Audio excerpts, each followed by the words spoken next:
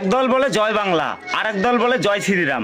আরে রাজনীতি দলের উদ্দেশ্য ছিল কি সমাজের সমস্যা নিয়ে আলোচনা করা, শিক্ষা, বেকারত্ব, কৃষকের সমস্যা, সমাজের কল্যাণ করা। কিন্তু না, তারা সমাজের সমস্যা তো সমাধান করতে পারছে না, তারা হিন্দু মুসলমানের মধ্যে লড়াই লাগিয়ে দিচ্ছে, এটাই তাদের পরিকল্পনা। রাজনীতি এখন সমাজের সমস্যা সমাধানের জন্য নয়, রাজনীতি এখন হিন্দু মুসলমানের মধ্যে হয়। যুদ্ধ তো হবেই, যুদ্ধ তো হবেই।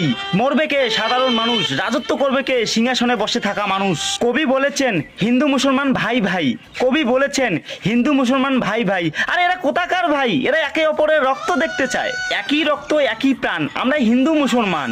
গীতার আলোতে নিজেকে দেখো, জাত বর্ণের থেকে একটু উপরে ওঠো। না হিন্দু হও না মুসলিম হও, মানুষের বাচ্চা তো মানুষ হও।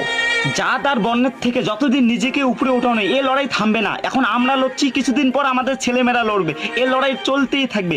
নিজের বুদ্ধিকে ধার দাও, নিজের বিবেককে জাগাও, একজন মানুষ তৈরি হও সঠিক।